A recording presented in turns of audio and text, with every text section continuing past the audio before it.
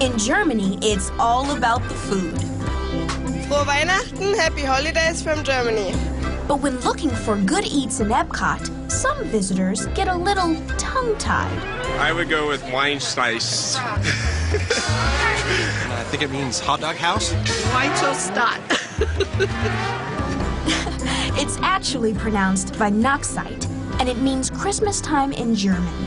So it only makes sense that they're selling German specialties like Knackwurst and goulash topped with tiny dumplings called Spätzle. Another German tradition is the pickle ornament. That's right, a single pickle is hidden on every tree, and the first child to find it on the Christmas morning gets a special gift. When it comes to eating your way around the world, there's Mickey Mouse gingerbread and hot apple cider. And some families create their own traditions. We go to each country and we get one of their chocolates and we take it back, and on Christmas Eve, all the family gets together and we try a chocolate from each country. Crossing the Atlantic into Epcot's Mexico Pavilion, there is traditional holiday turkey, but here it's smothered in pumpkin seed sauce. And no matter which country you choose, you can combine your dinner with a reservation for Epcot's famous Candlelight processional. You will eat at a restaurant, be brought over to America Gardens Theater, and there are reserved seats for those people who have purchased the dining packages. The Candlelight processional is a nightly extravaganza that more than 500,000 people catch every holiday season. It features various celebrities retelling the Christmas story. And the angel said to her, "Fear not, Mary." Topping it off, a massive choir and 50-piece orchestra. It is really the most beautiful place to be for the holidays.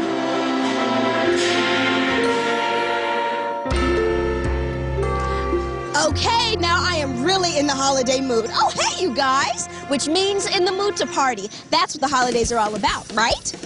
Getting together with your friends and family to celebrate. So, now you're invited behind the scenes to see how Disney gets everything cooked up for a holiday bash.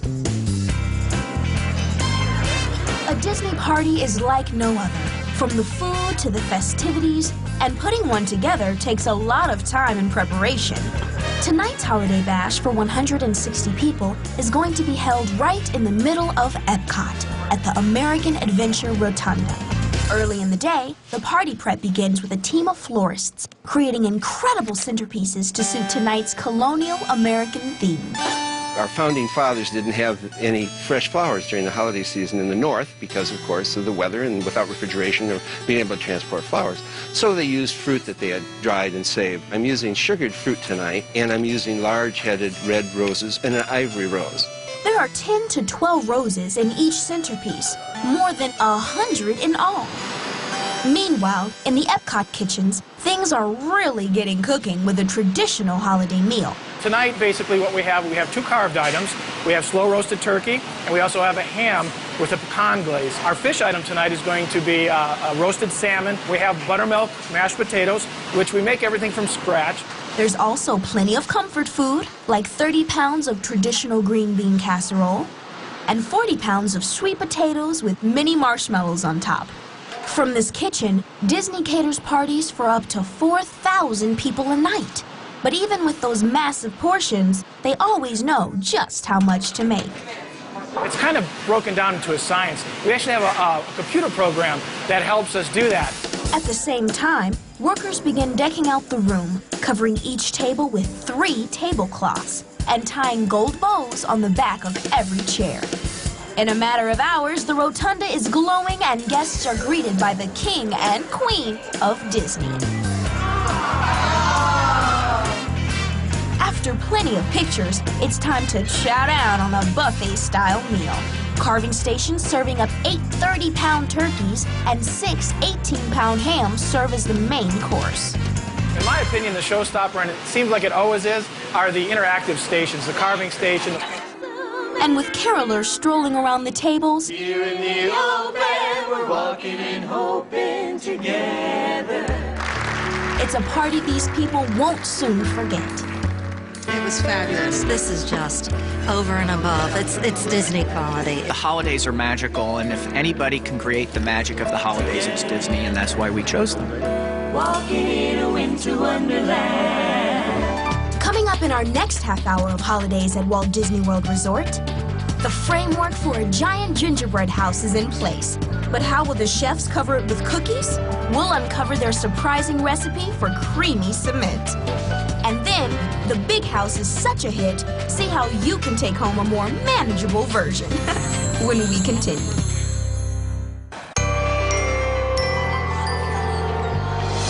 Each day during the holiday season, thousands of families flock to Walt Disney World Resort, and Disney doesn't scrimp on the decorations. Each of the 4 theme parks, the Magic Kingdom, Animal Kingdom, Disney MGM Studios, and Epcot, are adorned with a giant holiday tree towering up to 70 feet high and weighing in at up to 32,000 pounds.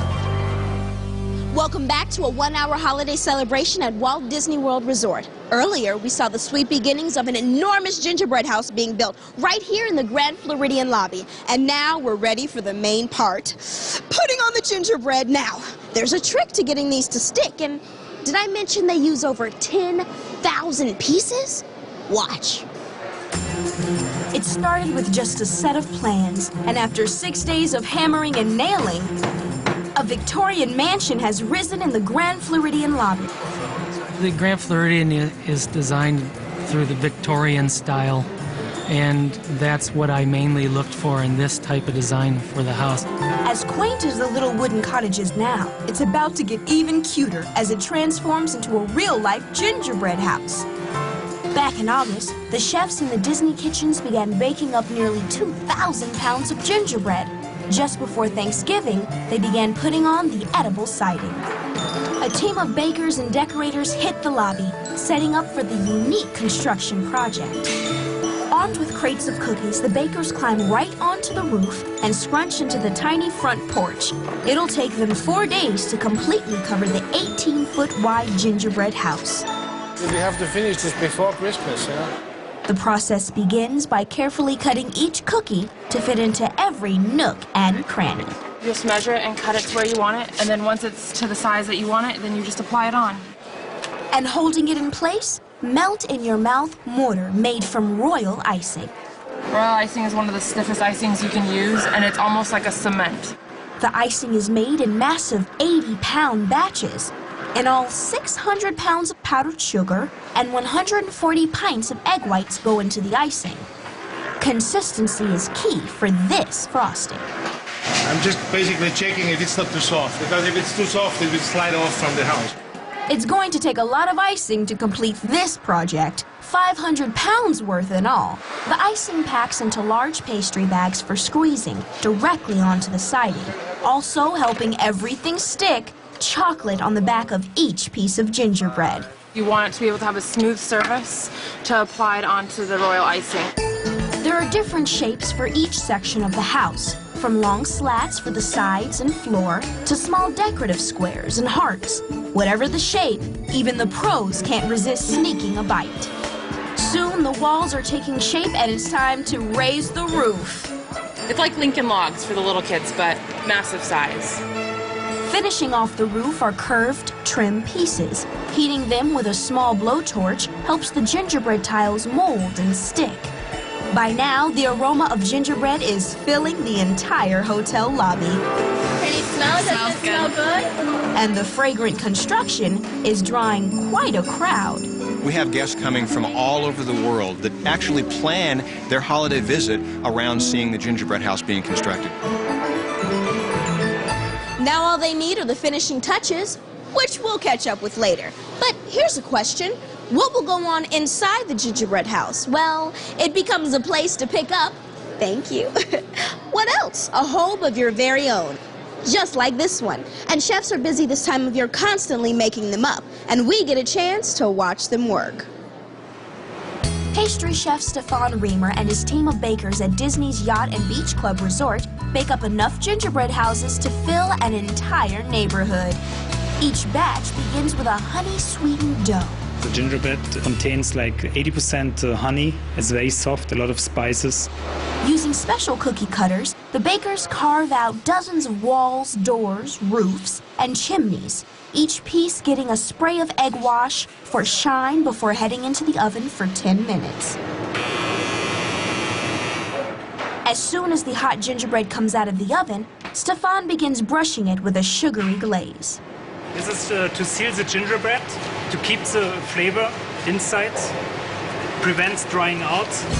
After cooling, the bottoms get a coating of melted chocolate, and then it's time to start building. I'm using royal icing and, of course, the gingerbread pieces.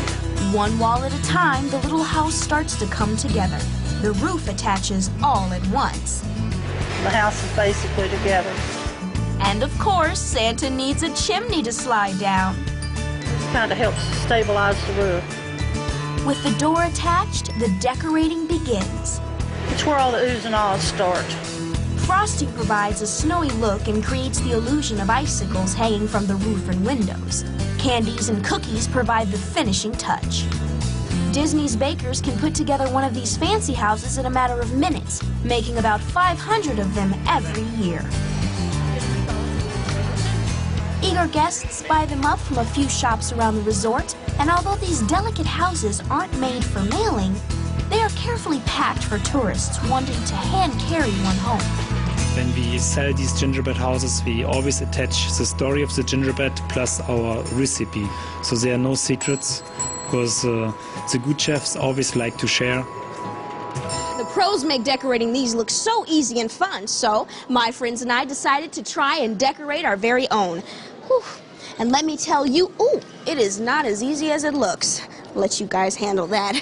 Okay, we're gonna stay here and finish, and you stick around as well, because coming up we have some more delicious displays, this time in Africa and the tropical islands. Plus, what's on the menu for Christmas dinner? Find out when we continue.